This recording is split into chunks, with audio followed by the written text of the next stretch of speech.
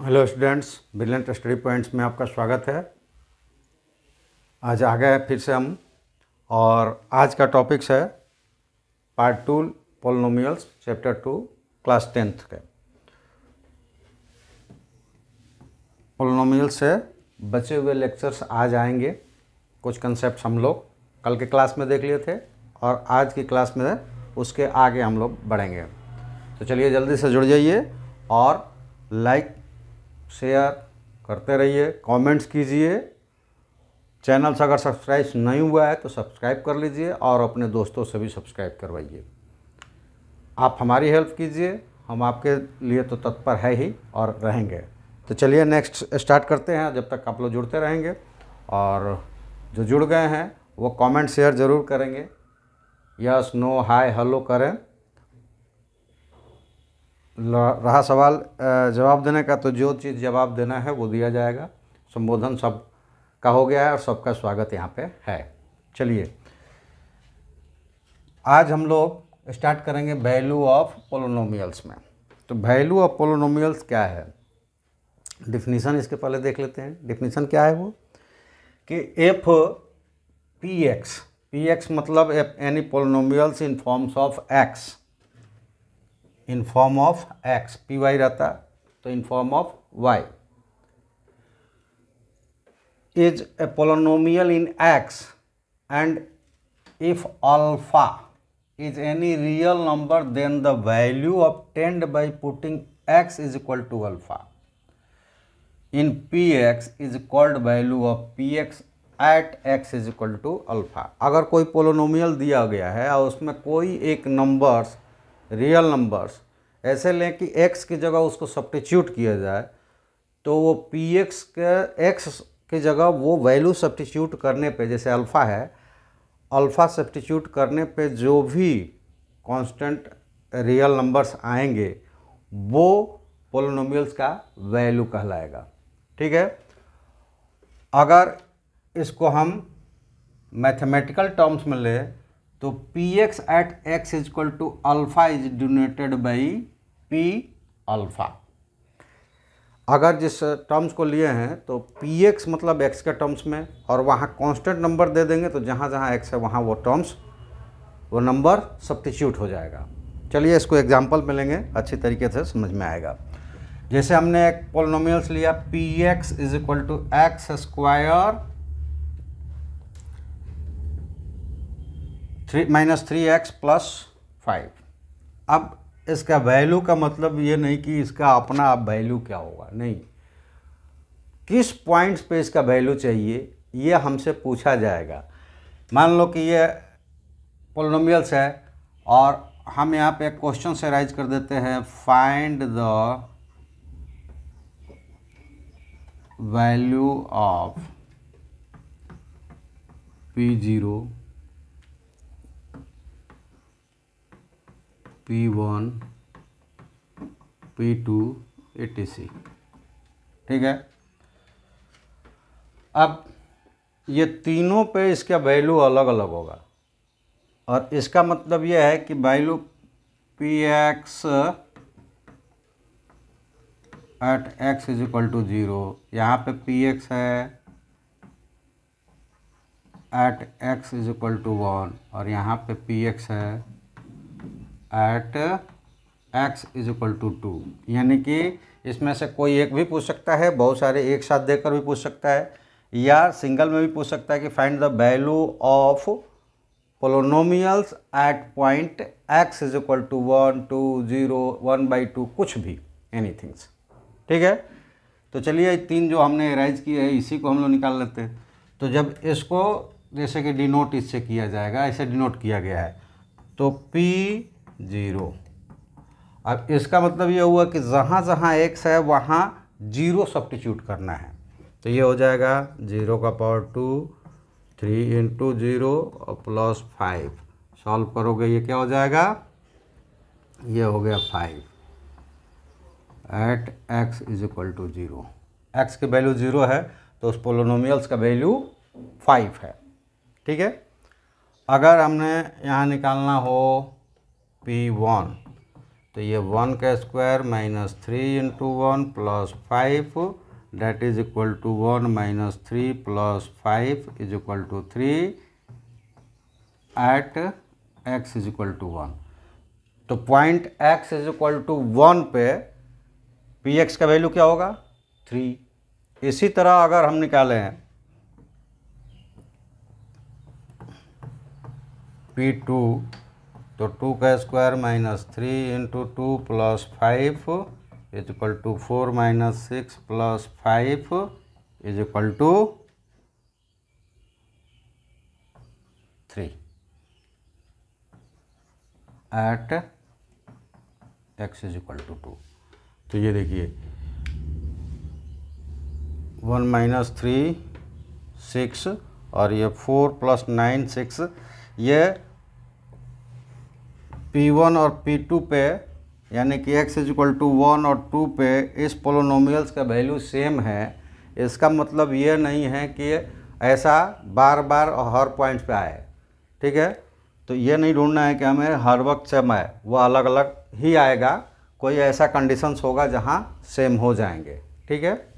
तो इस तरह से पोलोनोमियल्स की वैल्यू हम फाइंड करते हैं। जो आपके चैप्टर्स आगे जब हम लोग बढ़ेंगे तो एक चैप्टर्स का आपका वो क्वेश्चंस होगा कि find the value of polynomials given रहेगा at x is equal to इतना, y इज इक्वल टू इतना, जिस टर्म्स में जिस फॉर्म्स में पोलोनोमियल्स होगा उसका देकर यहाँ पे आपसे वैल्यू फाइंड करवाएगा। तो मुझे ख्याल है कि मुझे ऐसा लगता है कि यह बात समझ गए आप लोग, वैल्यू आसानी से निकाल सकते हैं, ठीक है। यस नो कमेंट्स कीजिए, कमेंट्स ही ज़्यादा महत्वपूर्ण है क्योंकि उससे आपकी प्रेजेंस दिखेगी कि आप है। इसमें नहीं कर पाते हैं, इसमें सबको समझ में आता है, तो जब आएँ तो हाय हेलो ज़रूर कर लें। मैसेज रिपीट करने का इंतज़ार ना करें, हो भी सकता है नहीं भी हो सकता है, क्योंकि फोकस यहाँ पे हमारा होता है तो वो मीनिंग नहीं रखता है। आपका स्वागत है इसलिए आप अपनी प्रेजेंस दिखाएं, हमें लगना चाहिए कि हाँ आप प्रेजेंट्स है, कौन कौन प्रेजेंट्स है ये लगना चाहिए। और बाकी जो नहीं समझ में आ रहा है, जो भी क्वेश्चंस आप राइज करके हमको भेजेंगे वो उसका तो जवाब हम देंगे ही देंगे, ठीक है। चलिए नेक्स्ट टॉपिक्स पे चलते हैं और नेक्स्ट टॉपिक है जीरो ऑफ पोलोनोमियल्स। जीरोज हो सकता है या ज़ीरो हो सकता है, अलग अलग पोलोनोमियल्स पे डिपेंड करेगा, ठीक है। तो जीरो ऑफ पोलोनोमियल्स क्या होता है, तो अभी जो हम लोग वैल्यू निकाले उस वैल्यू को पुट करने पे पोलोनोमियल्स का वैल्यू, मतलब कि जो x या y में टर्म्स में पोलोनोमियल्स होगा तो उसमें x या y के वैल्यू को अगर हम पुट करते हैं और वो पूरे पोलोनोमियल्स की वैल्यू ज़ीरो कर देता है तो वो पॉइंट्स पोलोनोमियल्स का जीरो कहलाएगा। डिफिनीशन देख लेते हैं, और डिफिनीशन क्या है, a zero of polynomial p x is the value of x for which the value of P x is zero. इसकी डिनोटेशन कैसे होगी, तो if k is the zero of P x then p k is equal to zero. मतलब ये कि जिस points पर हम निकालेंगे वैल्यू ऑफ पोलोनोमियल्स की वैल्यूज़ को हम जिस पॉइंट्स पे निकालेंगे, अगर उस पॉइंट्स पे पोलोनोमियल्स का वैल्यू ज़ीरो हो गया तो वो पॉइंट्स क्या हो जाएगा, value of zeros of polynomials हो जाएगा। तो अभी जब मैंने कहा कि वैल्यू ऑफ पोलोनोमियल्स कितना भी हो सकता है, जो जो पॉइंट्स रखेंगे सब उसका वैल्यू होगा, कुछ ना कुछ उसका वैल्यू देगा, वो पोलोनोमियल्स की वैल्यू होगा। लेकिन जीरो ऑफ पोलोनोमियल्स बहुत सारा नहीं होगा, वो कंडीशनल होगा। जैसे कि लीनियर में लीनियर पोलिनोमियल,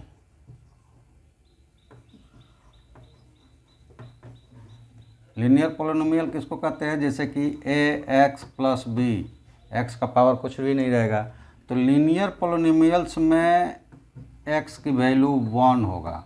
1 मतलब एक होगा, एक वैल्यू नहीं, एक ही वैल्यू होगा, वो जो कुछ भी हो सकता है, 2 4 5 10 20 कुछ भी हो सकता है। उसके बाद इसमें क्वाड्रेटिक में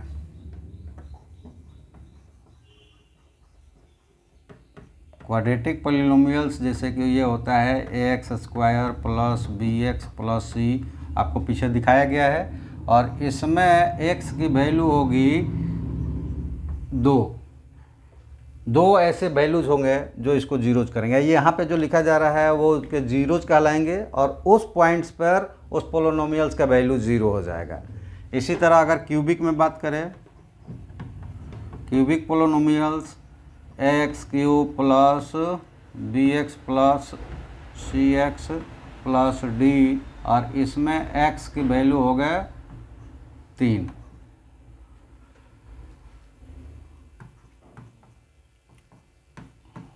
जैसे मान लीजिए कि एक अल्फ़ा हो गया, यहाँ पे अल्फ़ा बीटा हो गया और 3 अल्फ़ा बीटा गामा, मतलब 3 अलग अलग वैल्यूज होंगे।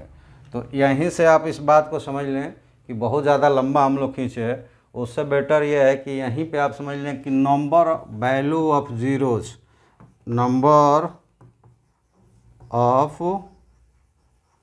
Zeros of any polynomial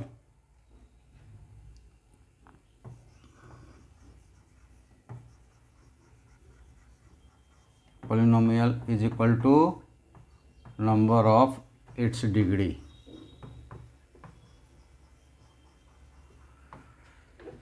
polynomials की जो डिग्री होगी उतने ही नंबर्स में उसके जीरोज होंगे। यानी क्वाड्रेटिक में 2 है, क्यूबिक में 3 है, अगर पोलिनोमियल्स बायो क्वाड्रेटिक है यानी 4 पावर्स है तो वो उसके 4 जीरोज होंगे, 5 पावर्स है तो 5 जीरो होंगे। यानी कि डिग्री जितना होगा उतने जीरोज होंगे।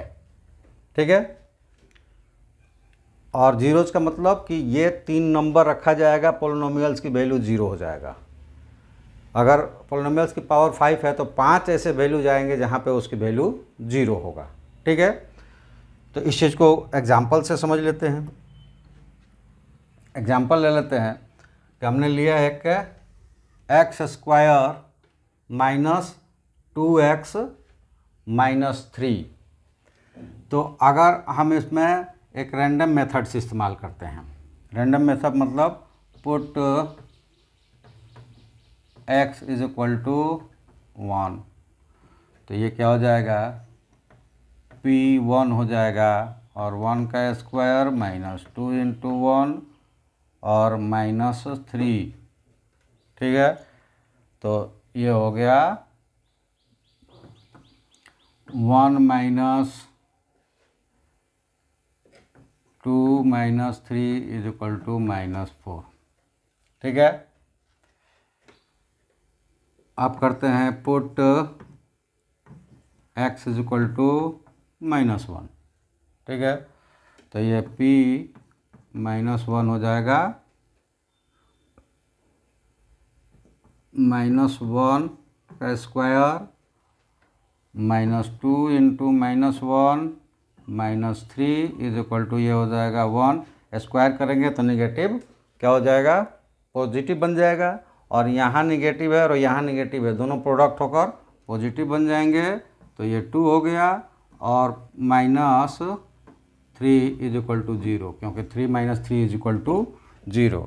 अब ये देखिए एक पॉइंट्स हमने रखा x is equal to minus 1, तो पोलिनोमियल्स की वैल्यू हो गई 0। ठीक है, अब ऐसा करते हैं कि x की वैल्यू हम रखते हैं 3।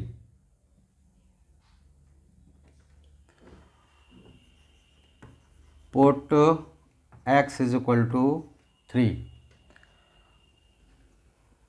तो ये हो जाएगा p3 इज इक्वल टू 3 का the whole square minus 2 into 3 minus 3, 9 minus 6 minus 3, 9 minus 9 is equal to 0। अब जैसे हमने x3 लिया तो भी इसकी वैल्यू 0 हो गया। अब दो वैल्यू हमें मिल गए जहाँ पे पोलिनोमियल्स की वैल्यू 0 हो चुके हैं, वो है x is equal to minus 1 और x इज इक्वल टू 3। अब इन दो पॉइंट्स के बाद कोई भी ऐसा नंबर नहीं होगा जो रखोगे इस पे तो वो वैल्यू 0 आ जाएगा। अब इसके अलावा कोई भी वैल्यू इसको 0 नहीं कर सकता। ठीक है, इसका मतलब ये हुआ है कि ये क्वाड्रेटिक था तो 2 ही आएंगे हमें ये स्पेसिफिक पता होना चाहिए कि इसके हाईएस्ट पावर 2 था, तो 2 ही वैल्यू आएगा जो इसको 0 कर पाएगा, इसकी पूरी वैल्यू को, तो वो 0 हो जाएगा। तो ये हमने एक रैंडम मेथड्स दिखाया कि देखो 1 लिया 0 नहीं हुआ, -1 लिया 0 हो गया, 3 ले लिया 0 हो गया, इसके अलावा कोई भी अब वैल्यू लेंगे 0 नहीं होगा। ठीक है, अगर 0 नहीं होगा ये, तो इसका मतलब है कि ये दोनों पॉइंट इसके 0 कहलाएंगे, यानी कि -1 and 3 are the zeros of px मतलब इस पॉइंट्स का। तो इस तरह से अगर हमें फाइंड आउट करने को, 0 आए कि फाइंड आउट द जीरोस, तो इस तरीके से अगर निकालेंगे तो हम कितने नंबर्स ढूंढेंगे, नंबर्स नहीं ढूंढ पाएंगे। लेकिन इतना तो हम जानते हैं कि अगर वो उसके 0 है तो इसको ये क्या कर देगा, 0 कर देगा। जो नंबर हमें फाइंड करने को कहा जा रहा है कि उसके 0 होंगे, तो मतलब ये कि उस पोलिनोमियल्स में हम सब्स्टिट्यूट करेंगे तो वो उसकी वैल्यू 0 कर देगा। तो इतना तो हम सर्च करते नहीं रहेंगे, तो कैसे निकालेंगे ये देख लें। px को हम ऐसे भी लिख सकते हैं, px इक्वल टू, इसको फैक्टराइज करके, तो x - 1 +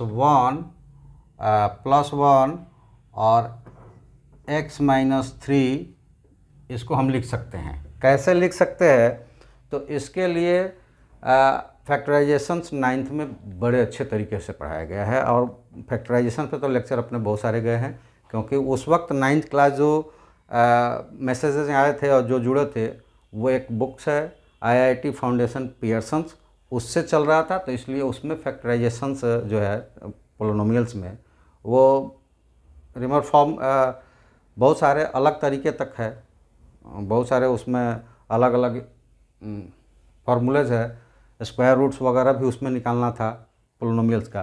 तो ये वहाँ पे फैक्टराइजेशंस बड़े अच्छे तरीके से हमने किए हैं, पिछले साल के वीडियोज़ में आप जाकर देख सकते हैं। क्योंकि फिर से वो चैप्टर्स आएगा तो साल बाई साल हमारा आता है, क्योंकि जो क्लासेस चलते हैं वो हर साल, हमको भी पता नहीं है कि ये अगली बार जब ये आएगा तो इसका हम कैसे एक्सप्लेनेशन देंगे। जो हमारे माइंड्स में होता है उस वक्त हम देते हैं, हमारे पास रटा रटा या रिपीटिंग वीडियो आपको नहीं मिलेगी। चलिए, ये जो हेडिंग्स है वो रिपीटेड मिलेगा, और हर उसमें आप देखोगे तो अलग अलग होगा, क्योंकि हर साल की स्टडी करवाते हैं, उसी को हर साल इसी तरह से हमारा नए नए फॉर्म्स होते रहता है। ठीक है, तो ये फैक्टराइजेशंस करेंगे। इसके बावजूद भी जो मैंने कहा है वो तो काम करूँगा मैं, कि आपको ज़रूर एक बार बताऊँगा, आपको आ रहा होगा तो भी या नहीं आ रहा होगा तो भी। तो इसको फैक्टर करने का मिडिल टर्म्स पे हम क्या करते हैं, इसके मल्टीप्लिकेशन करते हैं। तो 3 × 1 = 3, तो इसका मतलब है कि 3 के पास 2 ही फैक्टर है, 3 और 1, और इसी को लेकर ये जो मल्टीप्लाइड किया तो ये पॉजिटिव आया था, तो ऐड करके हमको सॉरी ये -3 × 3, तो ये -3 आएगा, तो इसको सब्ट्रैक्ट करके हमको मिडिल वाला टर्म्स लाना है। तो 2 फैक्टर्स है 3 और 1, तो माइनस करने पे ये हो जाएगा 2, और उसी चीज़ को सब्स्टिट्यूट कर देंगे हम। कैसे, जैसे कि यहाँ पे अगर ले लें, इसको हटा देते हैं,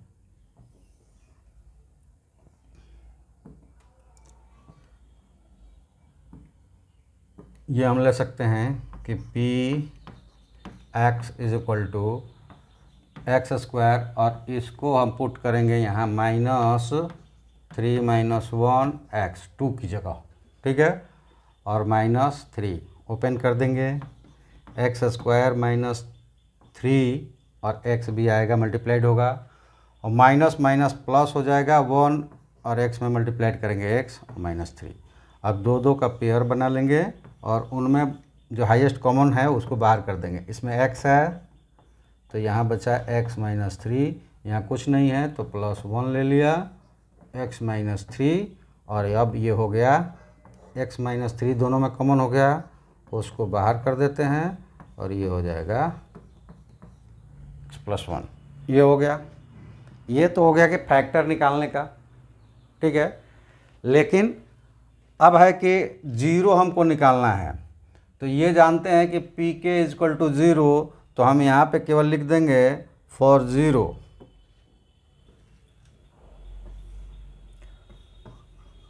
for zeros P x is equal to zero, यानी कि ये पूरा टर्म्स हो जाएगा ज़ीरो, यानी कि ये हो गया ज़ीरो। तो यहाँ दो टर्म्स है और दोनों टर्म्स का मल्टीप्लिकेशन ज़ीरो आ रहा है। तो पीछे साल के वीडियोज़ में देखेंगे तो चूँकि पियर्सन से चला है तो उसमें बहुत सारी चीज़ें आई है। जीरोज़ प्रॉपर्टी क्या होती है कि दो या दो से अधिक टर्म्स मल्टीप्लाइड होकर ज़ीरो हो रहे हैं, तो इसका मतलब ये है कि उनमें से कम एक ज़ीरो है या फिर सभी ज़ीरो है। तो जब हमको नहीं पता होगा तो सारे को ज़ीरो मानकर चलेंगे, ये ज़ीरो या फिर ये ज़ीरो। अगर वो एक भी ज़ीरो है तो ज़ीरो हो जाएगा, और दोनों ज़ीरो है तो भी ज़ीरो होगा। अगर ऐसा हो कि दो या दो से अधिक टर्म्स ऐड होकर ज़ीरो हो रहे हैं, तो या तो वो दोनों आपस में अपोजिट साइन के साथ इक्वल है या सभी जीरो है। ठीक है, तो ये प्रॉपर्टी जीरोज़ की भी बताई गई है वहाँ पे। तो इसमें आपको मिल जाएगा कि जीरोज़ के लिए x हो गया, तो हमें नहीं पता है तो हम दोनों को मानेंगे। तो हम मान लेते हैं कि ये x माइनस थ्री ज़ीरो है, if either x minus three is equal to zero, तो यहाँ से हमें मिल जाएगा x is equal to three, और x plus one is equal to zero, तो x is equal to minus one. So ये जो टर्म्स हो जाएगा, so minus one and three are the zeros of P x, और ये आपका answers हो जाएगा। तो ज़ीरो ऐसे निकालेंगे, ऐसे हम तो ढूंढते रह जाएंगे। ये आपको समझाने के लिए कि देखिए वैल्यू कुछ भी हो सकता है, आप जितने भी पॉइंट्स रखेंगे वैल्यू उतना आ जाएगा, लेकिन ज़ीरो उतना ही आएगा जितना उसके पावर्स होंगे। इसमें पावर टू था यानी क्वाड्रेटिक था, तो दो ही जीरो आएगा। इसके अलावा कोई भी नंबर्स इसकी वैल्यू को, यानी कि दिए गए इस पोलिनोमियल्स की वैल्यूज़ को ज़ीरो नहीं कर सकता। तो ज़ीरो हमें ऐसे भी पता हो जाएगा कितने आएगा, फैक्टराइज करेंगे, पी एक्स को ज़ीरो मानेंगे, और जो वैल्यू आएगा दोनों को अलग अलग ज़ीरोज़ रख के देख लेंगे, जो वैल्यू आएगा वो हमारा जीरोज़ हो जाएगा। ठीक है, अब आते हैं ज्योमेट्रिकल रिप्रेजेंटेशंस ऑफ जीरोज। अब चूँकि हमने सोचा कि अगर यहाँ आपको ग्राफ बनाकर हम दिखाते हैं, ग्राफ बनाना हमने 9th में सिखाया है बेटर तरीके से, और आप लोग सीखे भी है, ग्राफ बन जाता है। नहीं होगा तो उस पर आप लोग अगर कमेंट्स करेंगे तो फिर ग्राफ बनाकर भी हम दिखाएंगे। इसलिए आपके जो बुक्स NCERT में ग्राफ्स हैं, उन ग्राफ्स को हमने लिया है और उसी से हम यहाँ पे आपको समझाने वाले हैं। अगर लीनियर इक्वेशन है, लीनियर है,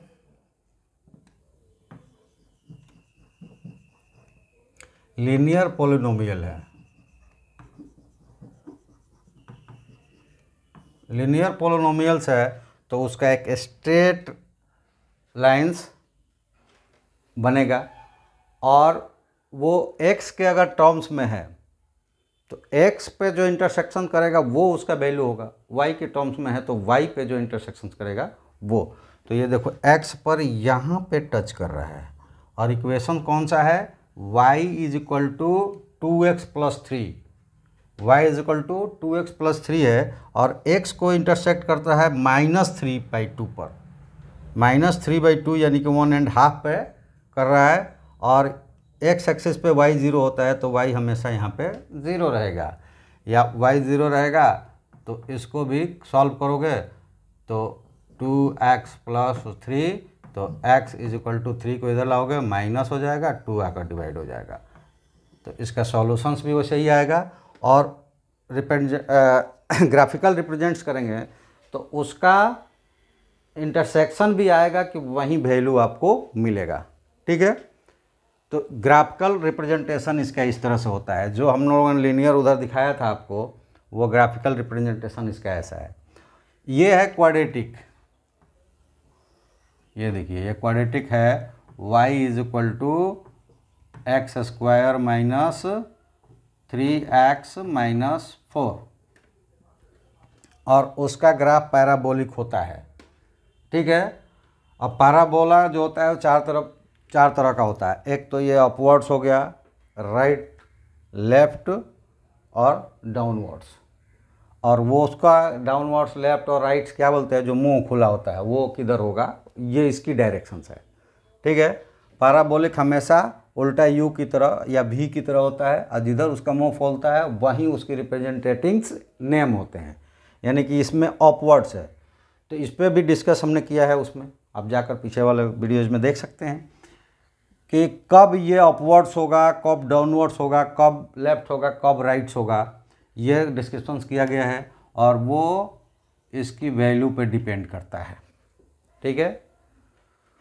तो चलिए इसकी वैल्यू पर मतलब कि coefficient of x square, quadratic में जो एक्स स्क्वायर या वाई स्क्वायर जो क्वाड्रेटिक टर्म्स है उसका कोफिशिएंट पे डिपेंड करता है। अगर पॉजिटिव होगा तो अपवर्ड्स होगा, लेस देन जीरोज होगा मतलब नेगेटिव होगा, और डाउनवर्ड्स होगा। फ्रैक्शनल में होगा, अगर नेगेटिव होगा तो लेफ्ट और पॉजिटिव होगा तो राइट। लेकिन यहाँ चलिए हमको उससे लेना देना नहीं है, किधर से भी आएगा, अगर वो एक्स एक्सिस को जिधर भी काटेगा, हम लोग यहाँ जितने पढ़ेंगे तो वो अपवर्ड और डाउनवर्ड से मिलेगा। एक्स एक्सिस को जितनी बार काटेगा वहीं उसकी वैल्यू होगी। तो ये भी क्लियर है कि ये क्वाड्रेटिक है, तो यहाँ पे इसके दो ही जीरोज होंगे, और दो ही जीरो होंगे मतलब ये है कि दो ही जीरो है तो एक्स को वो दो ही बार काटेगा। अगर दो जीरो उसके आने वाले हैं, 3 बार काट दिया तो वो क्वाड्रेटिक कहाँ रहा, तब तो गलत हो जाएगा हमारी थ्योरी। तो क्वाड्रेटिक है तो इसको दो ही बार काटेगा। तो ये देखिए पहली बार यहाँ पे इंटरसेक्ट किया है, ये -1 पे है, तो यहाँ पे पॉइंट्स हो गया -1 जीरोज, तो y तो हमेशा जीरो ही रहता है, तो एक इसका जीरोज हो गया -1। और दूसरी बार ये काटा है 3.5 यानी कि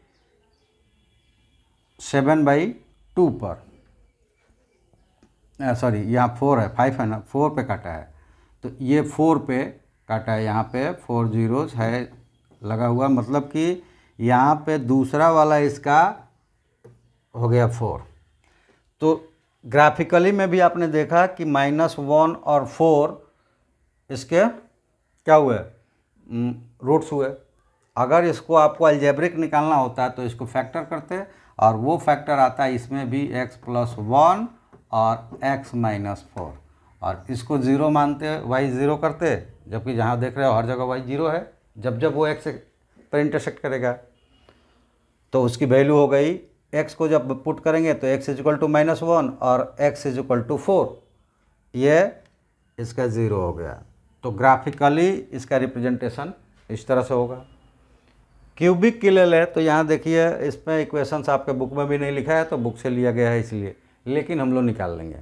ये दो देखने के बाद आपको समझ में आ गया है कि निकाल लेंगे। कैसे निकाल लेंगे, तो ये देखिए इस ग्राफ ने कितनी बार काटा है, यहाँ पे काटा है -2 पे, एक इसका जीरो कौन सा हो गया, -2।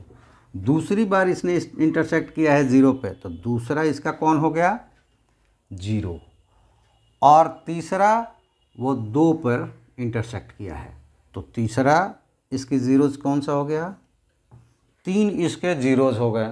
ठीक है। अब ये ज़ीरो से कैसे इक्वेशन फॉर्म्ड होगा, इन ज़ीरो से इक्वेशन कैसे फॉर्म्ड होगा ये बताते हैं। उसमें आगे हल करना है, लेकिन यहाँ भी बता देते हैं कि यहाँ एक आगे है, इसको लिखेंगे ना क्या होगा यहाँ पे। तो ये जो जीरोज आया है, आप ये देखो यहाँ से समझ में आ जाएगा। यहाँ पे दो फैक्टर्स है, x+1 और x-4, तो ये ग्राफ बना है y = x² - 3x-4 का। और यहाँ देखो, यहाँ x+1 था तो यहाँ -1 था, और यहाँ x-4 है तो 4 है, यानी कि जितने ज़ीरो है x के टर्म्स में अगर हमको पोलिनोमियल्स बनाने हैं तो इनके साइन बदल के x के साथ पॉजिटिव निगेटिव करके फैक्टर बनाएंगे, उनको मल्टीप्लाइड कर देंगे, हमारा पोलिनोमियल्स निकल जाएगा। यहाँ निकाल कर दिखा देते हैं। y is equal to polynomials क्या होगा, एक फैक्टर होगा x -2 है तो +2 से, एक फैक्टर है 0 तो ये हो जाएगा x -0। x -0 लिखे +0 लिखे कोई फ़र्क नहीं पड़ता, लेकिन दूसरा एक और फैक्टर्स है वो x -2, क्योंकि यहाँ पे उसका प्लस है। अब इन सबको मल्टीप्लाइड कर देंगे तो ये मिलेगा x, और यहाँ x +2 और x -2 x² -4 हो जाएगा, और ये हो जाएगा, इसको पूरा मल्टीप्लाइड कर देंगे तो x³ -4x, यानी कि ये जो ग्राफ खींचा गया है ये ग्राफ है y is equal to x³ -4x का। ये क्यूबिक कब बनता है, जब उसका पावर 3 होता है, और ये क्यूबिक पोलिनोमियल्स का ग्राफ है। इस ग्राफ पर रिप्रेजेंटेशन है। एल्जेब्रिक निकालेंगे तो भी देखो ये ऐसा ही निकलेगा। इसको लेकर फॉर्म करेंगे तो ये पहला उसका फैक्टर होगा, दूसरा फैक्टर से ये हो जाएगा, सबको सॉल्व कर देंगे, ये 2 -2 और 0 इसके 0 आ जाएंगे। तो ये है क्या चीज़, ज्योमेट्रिकल रिप्रेजेंटेशंस ऑफ पोलिनोमियल्स। अब कुछ एग्जांपल्स देते हैं, इसमें आपसे ही राय मांगेंगे, उसका आंसर देना है। अब ये जैसे देखिए, और ये बता दें कि एग्जांपल्स एक्सरसाइज 1.1 NCERT।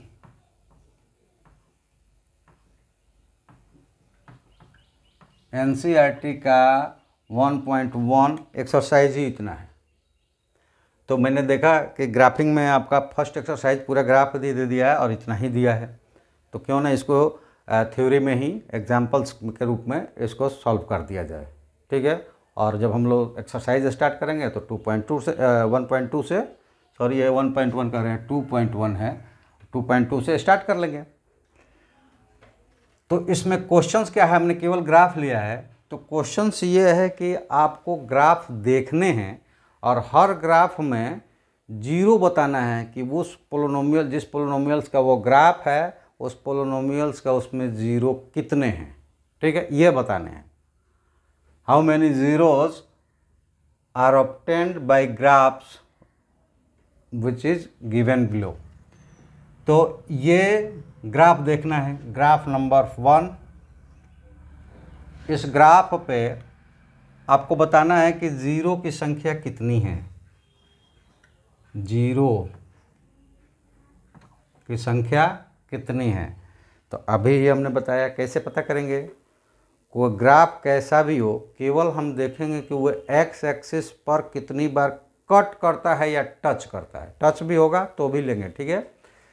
तो कट करता है या टच करता है, तो ये देखो, ये graph horizontally parallel to X axis जा रहा है, मतलब एक्स को कभी भी ये नहीं काटेगा, और कभी भी नहीं काटेगा तो इसके 0 0 हो गए, मतलब इसमें 0 नहीं होगा, यानी कि ये पोलिनोमियल्स है ही नहीं, ठीक है। दूसरे वाले में देखो, वो एक पॉइंट्स पर काट रहा है, एक ही पॉइंट्स पर, बाकी ये कहीं नहीं काटेगा, क्योंकि ये अब नीचे की तरफ जा रहा है, नीचे चला जाएगा, ये ऊपर की तरफ जा रहा है, ऊपर चला जाएगा। अब कभी ये एक्स एक्सिस से मिलेंगे ही नहीं, तो यहाँ पे 0 कितने हो गए, 1 हो गए, ठीक है। अब आ जाते हैं यहाँ पे एक्स वाई एक्सिस का नहीं, हमें एक्स एक्सिस का चाहिए। ये कितनी बार काटा है, 3 बार, तो यहाँ 0 कितने हो गए,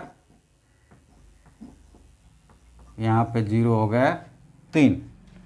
यहाँ चले आइए, ये देखिए छोटा है कि बड़ा है ये भी नहीं हमको देखना है, कितनी बार काटा है, तो 2 बार, तो 0 यहाँ पे कितना हो गया, 2। यहाँ पे बताइए 1 2 3 4, यहाँ 0 कितने हो गए, 4। यहाँ पे देखिए, एक बार कट करता है, एक बार टच करता है, फिर टच करता है, मतलब ये कि ये 3 पॉइंट्स है। मैंने कहा ना कि कट करे या टच करे, एक्स एक्सिस के साथ उसका रिलेशन होना चाहिए कट या टच का, तो फिर वो जीरोज उसके हो जाएंगे, जीरोज इज इक्वल टू 3। तो ये आपका एक्सरसाइज नंबर 2.1 भी एनसीईआरटी का। अब प्लस जो एग्जाम्पल्स के तौर पे हमें देखना था ग्राफिकल रिप्रेजेंटेशंस ऑफ पोलिनोमियल्स, ये यहाँ पे कंप्लीट हो गया। चलिए कुछ इसके और भी थ्योरीज है उसको हम लोग देखते हैं, और वो थ्योरीज है relation between zeros and coefficient of the polynomials. आप लोगों ने देख लिया है कि कोफिशिएंट ऑफ पोलिनोमियल्स क्या कहलाता है।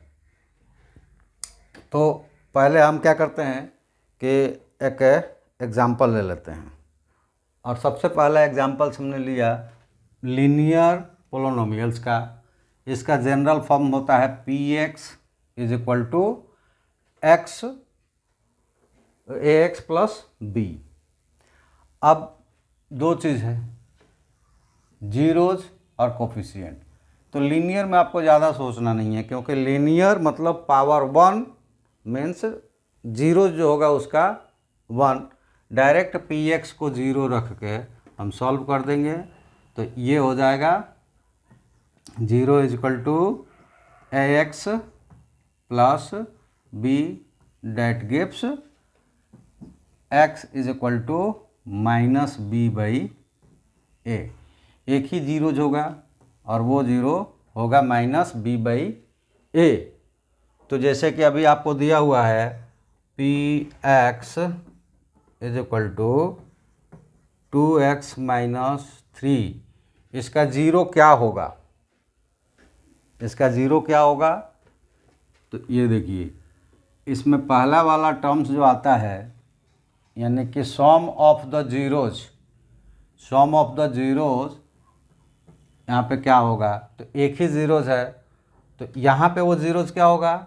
यहाँ पहले पुट करके हमने बताया नहीं कि ये कैसे यही होगा कि नहीं होगा, इसको चेक भी करना था। तो यहाँ पुट कर लेते हैं हम। तो यहाँ अगर रखते हैं हम p minus b by a is equal to a into minus b by a plus b, a से ए कट गया और ये हो गया minus b plus b that is equal to 0। मतलब ये इसका ज़ीरो था, तो यहाँ पे उसी को पुट करना है। तो ये ध्यान रहे, यह साइन एक का प्लस है, एक का माइनस और एक का प्लस है। जब यहाँ डायरेक्ट हम 0 लिखेंगे तो यहाँ पे हो जाएगा 0 इज इक्वल टू, ये माइनस में वहाँ लिखा गया है, यहाँ माइनस में है, यहाँ प्लस था तो यहाँ माइनस आया था, यहाँ माइनस है तो क्या हो जाएगा? प्लस हो जाएगा। और ये प्लस था तो प्लस आया था, माइनस होगा तो माइनस आएगा, तो यहाँ प्लस ही है तो 2, ये जीरोज हो जाएगा इसका। तो लीनियर में बहुत ज़्यादा सोच विचार नहीं करना है और उसके कोई रिलेशंस नहीं पूछेगा। लीनियर में डायरेक्ट आपको चेंज कर लेना है। अब चलते हैं सेकंड वाला जो है वो है क्वाड्रेटिक पोलिनोमियल्स। उसका जनरल सॉल्यूशन फॉर्म होता है a x square plus b x plus c. तो इसमें कोफिशिएंट कौन कौन सा है? ए बी और सी, और जीरो जो आएगा वो निकालना है। तो पहले हमें रिलेट करने के लिए हम क्या करते हैं, हम एक सपोजिशन लेते हैं, और वो सपोजिशन ये है कि लेट, देख लेते हैं, let alpha beta are zeros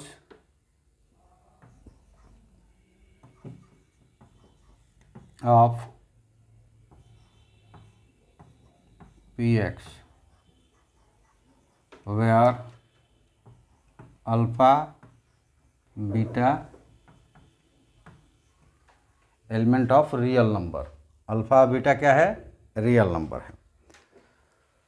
तो अब इन दोनों का हम कॉम्बिनेशन लेंगे, और कॉम्बिनेशंस वो क्या होगा कि कॉम्बिनेशंस में हम लेंगे कि अगर ये क्वाड्रेटिक इक्वेशंस है तो इसके दो फॉर्म्स होंगे, मतलब दो फैक्टर्स होगा।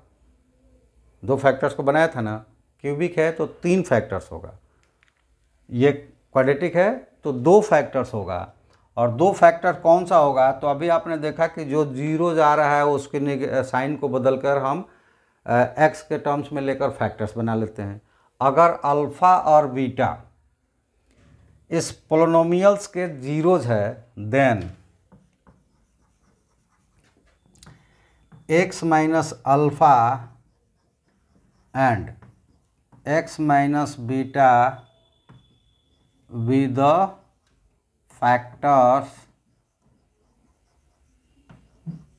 of px। अगर अल्फ़ा और बीटा इस क्वाड्रेटिक पोलिनोमियल्स के क्या है फैक्टर्स सॉरी जीरोज है, तो x माइनस अल्फ़ा और x माइनस बीटा इस पोलिनोमियल्स के फैक्टर्स होंगे। अब फैक्टर्स का मतलब ये होता है कि जो उनके फैक्टर्स होते हैं उनका प्रोडक्ट वो अमाउंट्स होता है। तो इसका मतलब ये हो गया कि डैट गिव्स, इसको इक्वेशन फर्स्ट ले लेते हैं, और that gives p x is equal to k x minus alpha x minus beta. इसको जब प्रोडक्ट करेंगे तो के ये हो जाएगा एक्स स्क्वायर और minus alpha plus beta x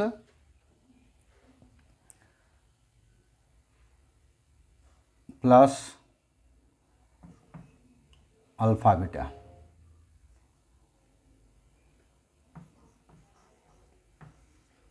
इसको जब आप सॉल्व करेंगे तो आप देखेंगे कि एक्स स्क्वायर और आएगा X square minus alpha x minus beta X, उसको सॉम करके कर दिया है alpha plus beta X minus में, और minus alpha into minus alpha alpha beta. इसको हम ले लें इक्वेशन नंबर 2। अब from equation first, from equation first P x is equal to हम लिख सकते हैं ए, तो ये हो जाएगा x square plus B by A x plus C by a, और ये हो जाएगा इक्वेशन नंबर 3। अब आप यहाँ देखिए कि हमने ए को बाहर क्यों किया, तो चूंकि हमें दोनों इक्वेशंस को लेकर कंपैरिजंस करना है, तो कंपैरिजन करने के लिए हमें सिमिलर टर्म्स बना देंगे तो कंपैरिजन करने में ज़्यादा आसान हो जाएगा। जैसे कि यहाँ पे एक्स स्क्वायर है और यहाँ पर ए एक्स स्क्वायर है, तो कंपैरिजन करने में प्रॉब्लम्स होता है। यहाँ हमने डायरेक्ट कर दिया, अब दोनों एक्स स्क्वायर हो गए, तो अब हम कंपैरिजंस कर देंगे।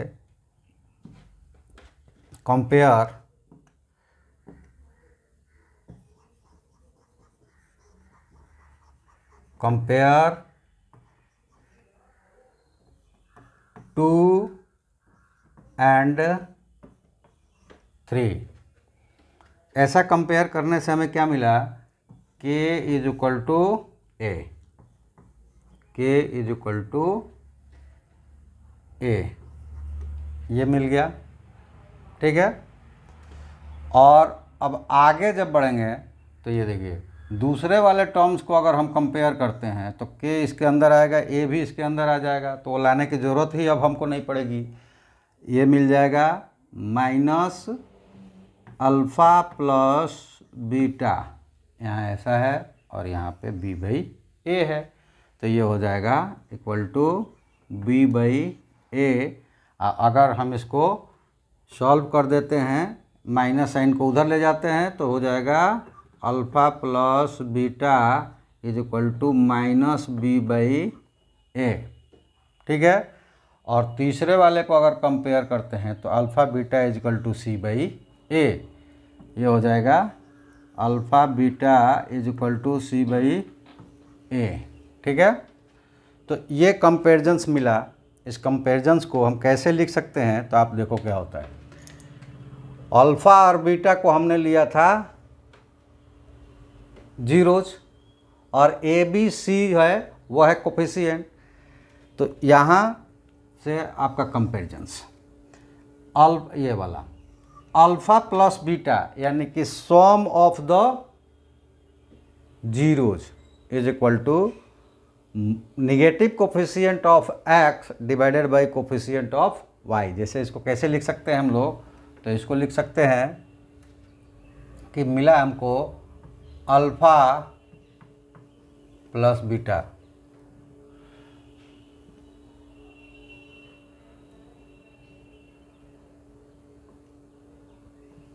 Alpha plus beta is equal to minus b by a. तो अल्फ़ा और बीटा क्या है, रूट्स है यानी कि जीरोज है, तो यहाँ पे हो जाएगा that gives sum of zeros is equal to negative coefficient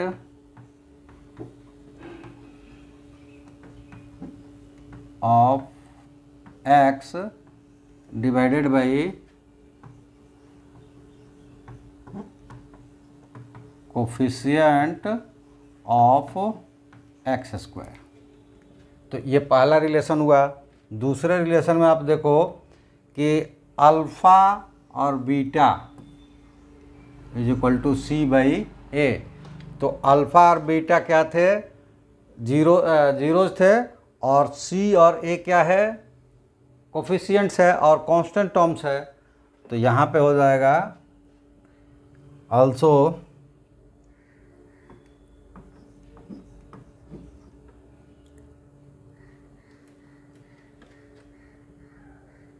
also product यानी कि पहले वो लिख लें alpha beta is equal to c by a. ये अच्छी तरीके से चल नहीं रहा है, इसको बदलते हैं। इसका मतलब ये हुआ कि सम नहीं है ये, product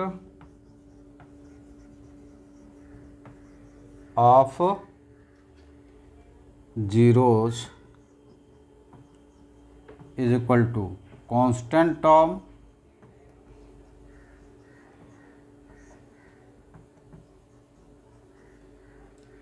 divided by coefficient of x square. यह है रिलेशन। दो रिलेशंस मिले यहाँ पे। वो क्या है कि अगर हमें ये मिलेगा कि कोफिशिएंट और जीरोज में रिलेशन बताना, तो क्वाड्रेटिक इक्वेशंस के लिए क्वाड्रेटिक पोलिनोमियल्स के लिए पहला रिलेशन होगा कि sum of their zeros is equal to the ratio between negative ratio between coefficient of x divided by coefficient of x square. और प्रोडक्ट ऑफ जीरोज में मिलेगा constant terms and coefficient of x square का ratio, यानी कि sum of zero is equal to minus b by a और product of zero is equal to c by a for the polynomials a x square plus b x plus सी। इसको substitute करके हम लोग देख लेंगे। इसके लिए हम ऐसा करते हैं कि एक एग्जाम्पल लेते हैं और उससे करते हैं हम लोग। तो ये हो गया एग्जाम्पल से यहाँ पे आया, find the zeros of the quadratic polynomial x square plus 7x plus 10 and verified the relation between their zeros and coefficient. आइए पहले इसको सॉल्व करते हैं। तो इसके ज़ीरो फाइंड करना है, तो हमने ले लिया कि लेट पी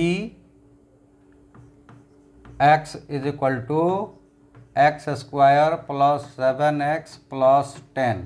इसको ले चलते हैं, उसी पे वो ज़्यादा एक ही जगह दोनों हो जाएगा।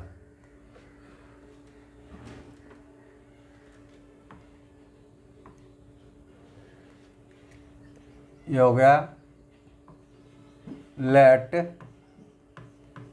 P x is equal to x square plus 7x plus 10। ठीक है, तो अब क्या करेंगे कि इसको सॉल्व करना है। सॉल्व करने के लिए हम क्या करेंगे, इसको पहले फैक्टर करेंगे। अब फैक्टर करने के लिए आपको क्या कहा था कि पहले इन दोनों का, यहाँ 1 है और यहाँ 10 है, तो इन दोनों का मल्टीप्लिकेशन करना है आपको। तो 1 इंटू 10 कितना हो गया 10, आया कैसा पॉजिटिव। तो ये प्रोडक्ट करने से हमें पहले पता चलेगा कि पॉजिटिव आया कि निगेटिव। पॉजिटिव आएगा तो जो हम फैक्टर्स बनाएंगे, क्वाड्रेटिक है तो 2 फैक्टर्स बनाना है। ठीक है, और फैक्टर्स जो बनाएंगे तो उस फैक्टर का एडिशन तीसरे वाले को फॉर्म्ड करें, मतलब तीसरे वाला यानी बीच वाले टर्म्स को इक्वेट करें। तो 10 का फैक्टर्स क्या होता है 2 इंटू 5। अब ये तो हो गया कि ये एडिशन इसको और प्रोडक्ट इन दोनों के प्रोडक्ट के बराबर करें। तो ये प्रोडक्ट से हमने निकाला है, तो 5 इंटू 2 प्रोडक्ट तो इक्वल हो गया, और ये 2 प्लस 5 इज इक्वल टू 7, ये भी इक्वल हो गए इसके। ठीक है, तो इसका मतलब ये हुआ कि इसका जो फैक्टर बनेंगे 2 और मिडिल टर्म एक्सप्लिट जो होगा 2 और 5 के टर्म्स में एक्सप्लिट होगा। तो अब हम लिख देंगे p x is equal to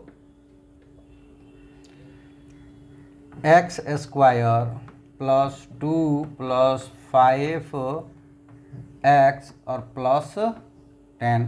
open कर देंगे, x square plus 2x plus 5x plus 10, और दो का पेयर लगाकर क्या करेंगे, कॉमन कर लेंगे। तो इसमें x कॉमन है तो x प्लस 2 आया, और यहाँ दोनों में मिलकर 5 कॉमन है तो x प्लस 2 आया। ठीक है, अब दोनों में क्या कॉमन हो गया, तो इसमें कॉमन हो गया x प्लस 2, तो इसको लिख देंगे x प्लस 2, और बच गया कितना x प्लस 5, x प्लस 5। ठीक है, अब जीरोज निकालना है हमें, तो क्या लिखना है हमको, फॉर जीरोज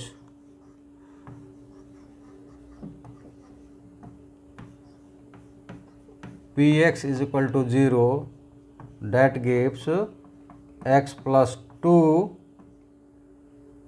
और x प्लस 5 का product is equal to 0 that gives, जब पहले वाले को रखेंगे ये -2 और x इज इक्वल टू -5। तो जीरोज क्या हो गया, जीरोज हो गया हैंस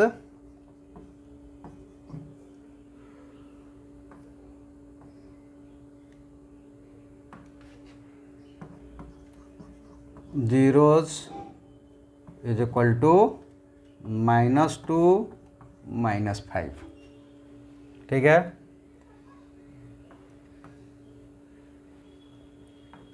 ये आया 0 आया, -2 और -5, 0 आ गया। अब हमें काम करना है, और वो काम करना है कि हमें वेरिफिकेशन भी करना है, रिलेशंस निकालना है। अब यहाँ पे हमें रिलेशंस निकालना है जीरोज और किसके बीच में, कोफिशिएंट के बीच में। तो यहाँ पे लिख लेते हैं हम sum of zeros, sum of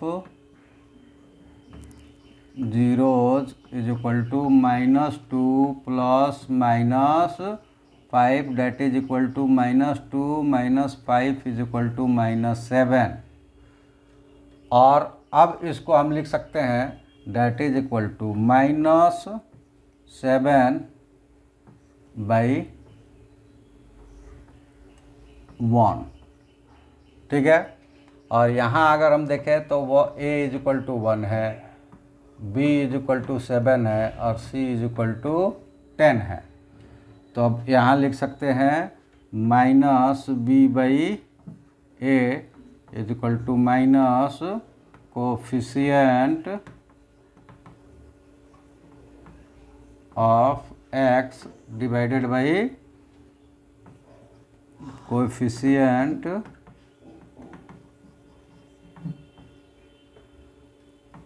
of x square. तो ये आप पीछे देखें कि हम लोगों ने यहीं रिलेशन निकाला था, तो ये रिलेशन पहला तो वेरीफाइड हो गया। अब दूसरा क्या होगा, तो दूसरे के लिए क्या है था वो, प्रोडक्ट ऑफ जीरोज, ये है -2 into -5 that is equal to 10, और इसको लिख सकते हैं हम 10/1, क्योंकि कोई भी नंबर्स में 1 डिवाइड करने से उसका वैल्यू नहीं बदलता है, 1 मल्टीप्लाइड करने से भी उसका वैल्यू नहीं बदलता है। अब यहाँ 10c है और 1a है, तो इसको हम लिख सकते हैं c/a, और इसको लिख सकते हैं constant term divided by coefficient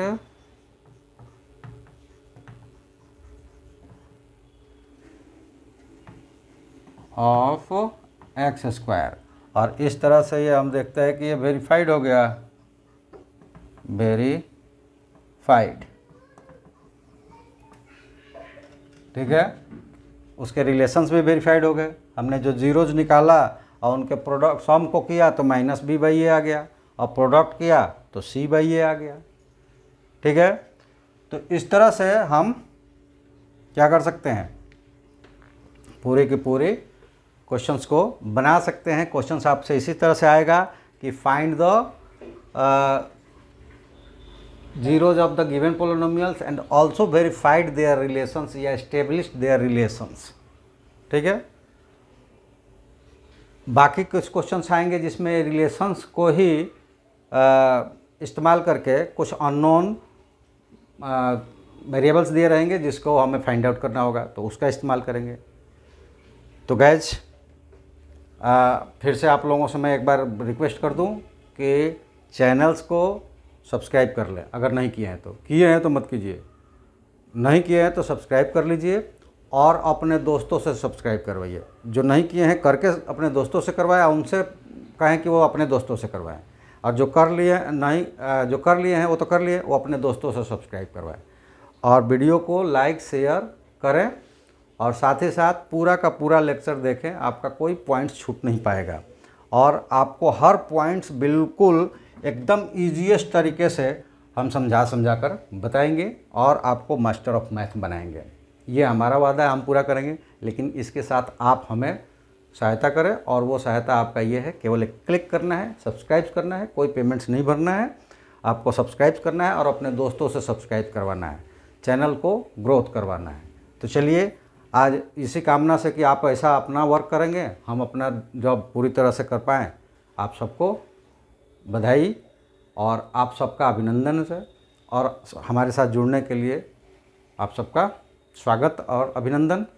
आज इस वीडियो में इतना ही, फिर अगले क्लास में मिलेंगे हम लोग एक नए कुछ इसके और भी कंसेप्ट्स है उसके साथ, और ज़्यादा कुछ एग्जांपल्स और एक्सरसाइज के साथ।